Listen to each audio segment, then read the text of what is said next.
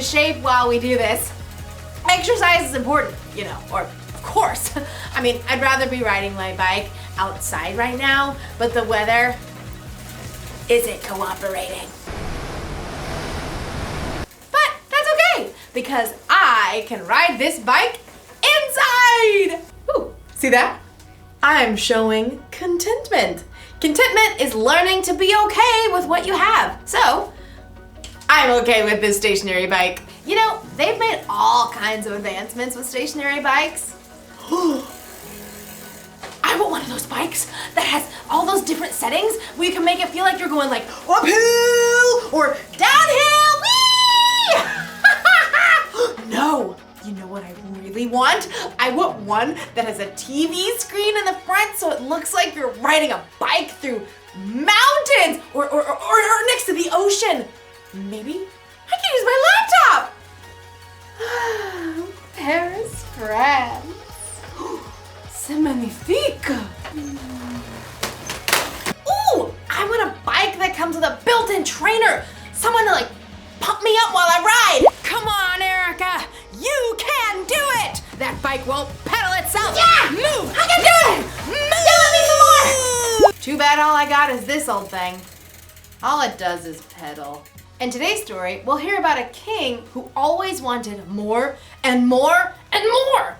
I kind of feel like him right now. It's not fun. What are you slowing down for? You've got to keep moving if you're going to make it all the way to Paris. You want to see the Eiffel Tower, don't you? I can hear you. Move. I will. Move. See you in Paris. Move. Woo! The Bible. It's 66 books of history, stories, letters, and poetry that fit together to form God's one big story. The epic adventure of how He created us and loves us so much that He made a way to rescue us. As we travel through the Bible, from Genesis to Revelation, we discover people who met God and found their lives changed forever. Now, for an amazing story. Inspired by the book of 1 Kings, chapter 21. After David and Solomon, many kings ruled the lands of Judah and Israel. Some of them listened to God, but most did not. King Ahab was worse than any other king of Israel before him. He only thought of himself and did exactly as he wanted to do. Do exactly as I want. Yes, Your Highness. What do you want? 4 calling birds, 3 French hens, 2 turtle doves, and 1... Oh, it escapes me. Just bring me some pears flambé.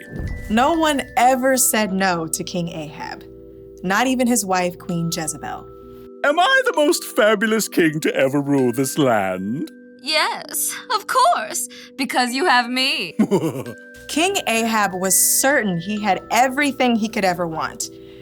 That is, until he took a drive into the neighboring town of Jezreel. Ooh, just look at that lovely vineyard. It is perfection. Stop at once. King Ahab examined the green leafy vines and the heavy bunches of grapes. What fantastic fruit. The soil must be excellent. You, over there. Who? Me? Who, me, your majesty? Who, me, your majesty? Of course, you. Do you own this fine vineyard? I do, your majesty. Excellent.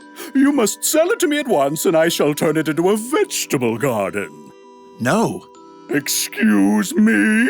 Your majesty? I'll pay good money.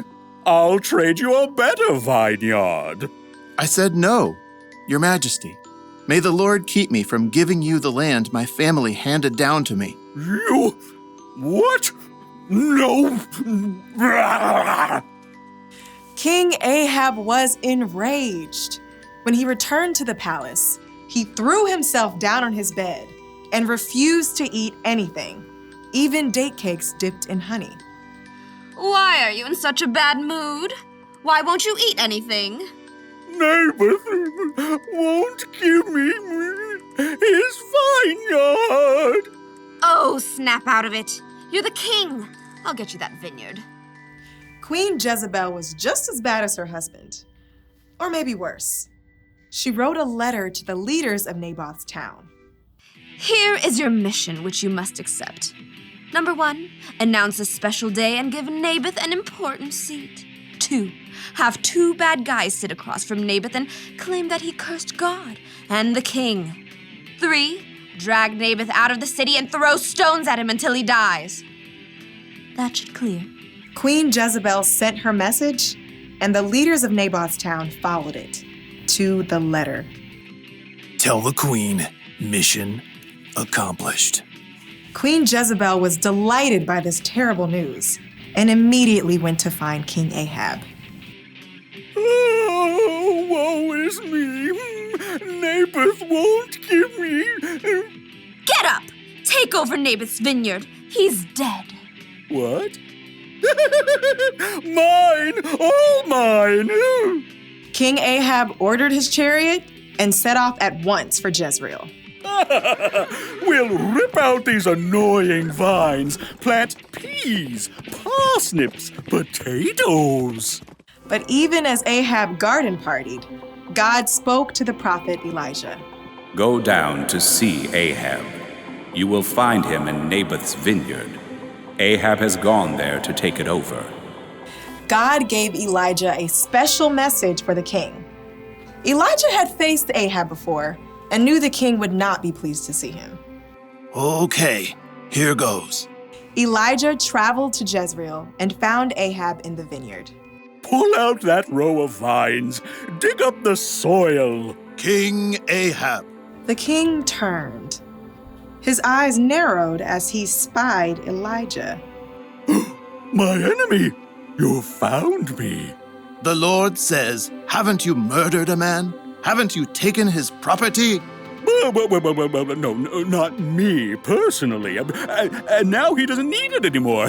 So You've done what is evil in the sight of the Lord. The Lord says, I am going to bring horrible trouble on you. You have caused Israel to sin. Oh. For once, Ahab listened to a message from God. He tore his clothes, a sign of great sorrow for what he had done. He put on the clothing people wore to show sadness. No food. Not even date cakes dipped in honey? Not even date cakes dipped in honey. King Ahab and Jezebel had made themselves miserable, taking more and more. And in the end, both of them paid for it.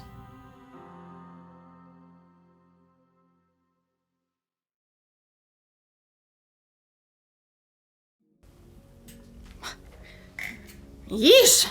King Ahab really wanted Naboth's vineyard. It's okay to want things, but Ahab wanted it so badly that it made him miserable. He even refused to eat. Has it ever happened to you? Have you ever wanted something so badly that it was all you could think about? Maybe it made you like super sad when you couldn't get it. Or maybe you threw a tantrum. If that sounds like something you might do, you may need a little help with contentment. Wanting things is fine. It gives you something to work toward or to look forward to. But when you want more and more and more and more, it can make you feel like Ahab. Miserable. Jesus once said, watch out! Be on guard against wanting to have more and more things. Life is not made up of how much a person has. Jesus knew there is so much more to life than the stuff we have.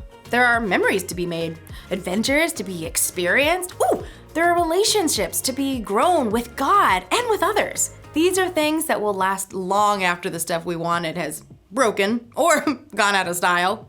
So it's okay to want things, but here's the one thing to remember. Wanting more and more can make you miserable. So maybe one day I'll get a stationary bike with a few bells and whistles, but in the meantime, I'll ride this one and imagine it's springtime in Paris. Move, move, move! My imagination is very vivid. Au revoir!